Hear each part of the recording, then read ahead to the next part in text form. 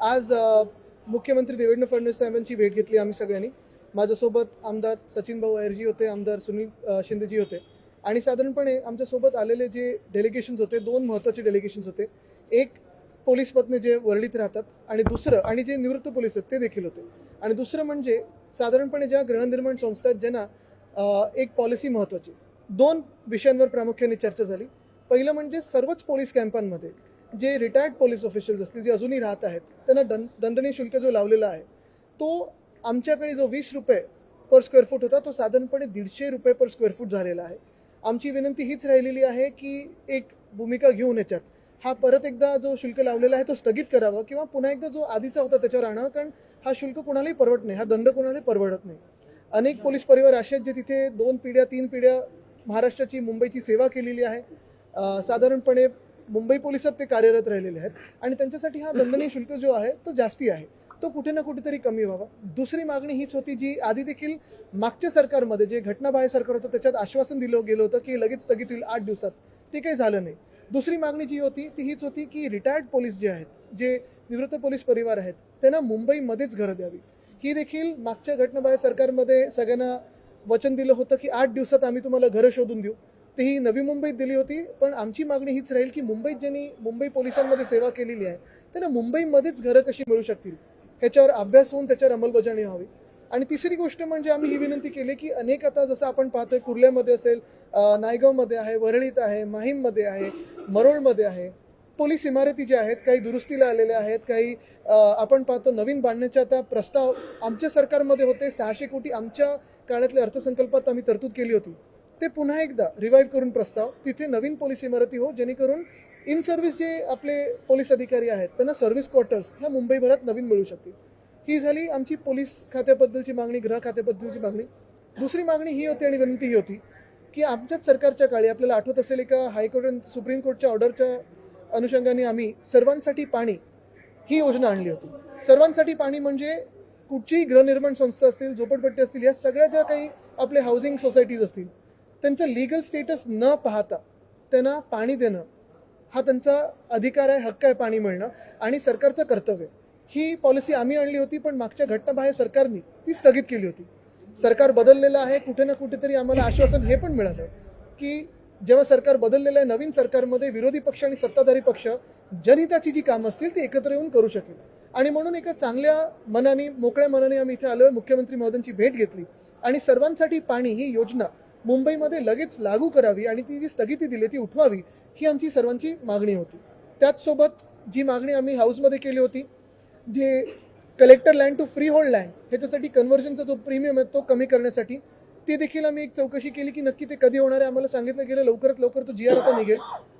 टोरेसचं जे घोटाळा झालं त्याच्याबद्दल देखील चर्चा झाली की ह्याच्यावर लवकरात लवकर पुढची कारवाई काय असेल हे आम्ही विनंती केली. आणि शेवटचं पण सगळ्यात महत्त्वाचं ह्या मुंबईसाठी म्हणजे जो आपल्या मुंबईतला गिरणी कामगार आहे त्यांच्या घरांसाठी आधी पण आश्वासनं मिळाली होती की बैठक मिळणार. ती आज आम्ही सगळे जे आमच्यासोबत होते त्यांनी विनंती केलेली की लवकरात लवकर बैठक मिळावी, जी आज मुख्यमंत्री महोदयांनी सांगितलंय की त्यांच्या डॅव्होसच्या दौऱ्यानंतर ती बैठक आम्हाला मिळणार आहे. नाही, आत्ता तरी काही नाही.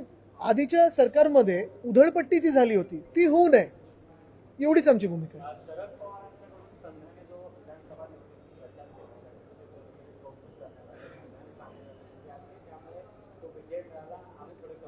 मला वाटतं आत्ताचं महत्त्वाचं म्हणजे आजचे आमचे 2 विषय जे आहेत, गृह खात्यात पोलीस पत्नी ज्या अनेक वर्ष मागणी करत आहेत की दंडशुल्क कमी करावं, त्याच्यावर मुख्यमंत्री महोदयांकडून आम्हाला तेवढी एक भूमिका अपेक्षित आहे.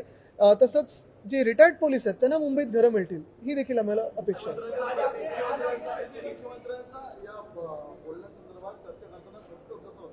एक म्हणजे सर्वांसाठी पाणी ही योजना जी मागच्या घटनाबाह्य मुख्यमंत्र्यांची स्थगित केली होती त्याच्यावर स्थगिती उठवण्याचा जो प्रस्ताव होता ते एकदम सकारात्मक होते. दुसरं म्हणजे पोलीस पत्न्यांचा जो विषय आहे त्याच्यात त्यांनी सांगितलं की कमिटी बसलेली आहे, चर्चा आधी झाली होती, पण आमची विनंती ही राहील की जरा थोडी अजून ह्याला वेग मिळावा.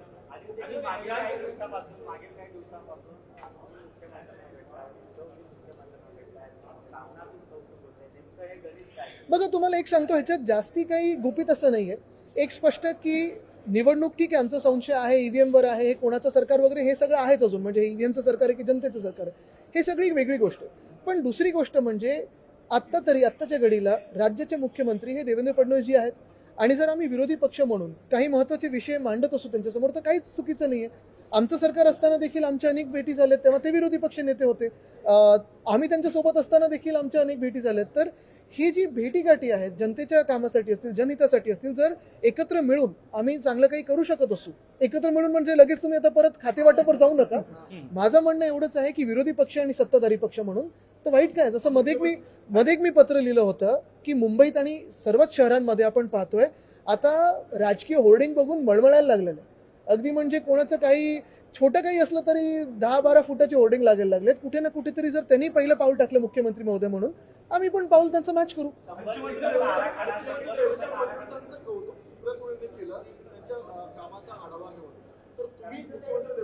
माझी अशी इच्छा आहे की हे जर 2 कामं आम्ही घेऊन आलो होतो ती झाली तर आम्ही पण नक्कीच कौतुक करू.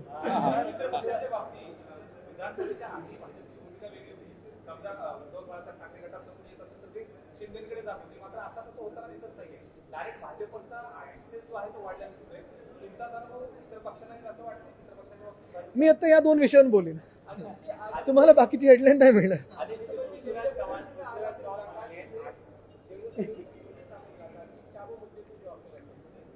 आज मुख्यमंत्री देवेंद्र फडणवीस जी से मुलाकात हुई. मैंने 2-3 डेलीगेशंस लाए थे साथ में. हमारे साथ आमदार सचिन जी, सुनील जी दोनों थे और बहुत सारे डेलीगेशंस थे. 2-3 जो विषय है प्रमुख विषय तो यही था कि जो हमारी पुलिस पत्नियां हैं और रिटायर्ड पुलिस ऑफिशियल्स हैं उनके काफ़ी सारे विषय थे. पहली बात तो ये थी कि उनको एक जो पेनल्टी लगाई जाती है एक्सटेंडेड स्टे के लिए वो 150 रुपये प्रति स्क्वायर फुट है, वो कम किया जाए या उसके स्थगित किया जाए. दूसरी यानी जो रिटायर्ड पुलिस है जिन्होंने मुंबई की सेवा की है, महाराष्ट्र की सेवा की है, मुंबई पुलिस से सेवा की है, उन्हें मुंबई में ही अपना हक का घर मिले, ये हमारी बात थी. तीसरी बात ये थी कि मुंबई में काफ़ी सारे ऐसे सर्विस क्वार्टर्स हैं जो अभी डिलैपिडेटेड है, फिर वो माहिम में हो, नायगांव में हो, मरोड़ में हो, वर्ली में हो, काफ़ी सारी जगह पे है.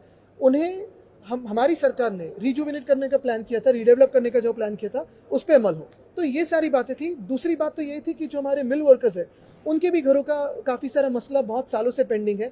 एक मीटिंग उनको भी मिलनी चाहिए, ये हमने विनती की है. तीसरी बात, हमने एक पॉलिसी लाई थी वाटर फॉर ऑल. इस पॉलिसी के तहत मुंबई में जो भी घर है, फिर वो चाहे स्लम्स हो, चॉल्स हो, हाई राइज सोसाइटी हो, हाउसिंग सोसाइटी हो, उनका लीगल स्टेटस न देखते हुए उन्हें पानी मिलना उनका अधिकार है, उनका हक है, यही पॉलिसी कहती थी. और इस पॉलिसी को स्थगित किया था पिछली जो एक अनकॉन्स्टिट्यूशनल सरकार है उन्होंने, उसे वापस वो पॉलिसी को स्थगिति से बाहर लाया जाए और उसकी अमल हो.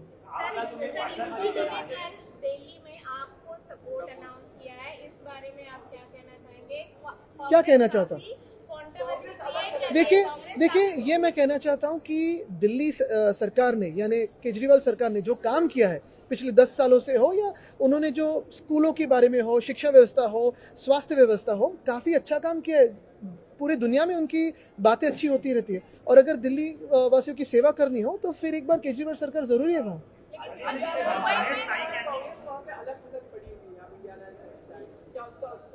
इंडिया अलायंस में केजरीवाल साहब भी है, ममता दीदी भी है, हम भी हैं, सारे लोग हैं. लेकिन फिर आपका एक लक्ष्य मैं यही लाना चाहता हूँ, महाराष्ट्र में दिल्ली की बात है तो दिल्ली में कर सकते हैं. ये जो विषय है खास करके वाटर फॉर ऑल, ये काफी इंपॉर्टेंट है. धन्यवाद.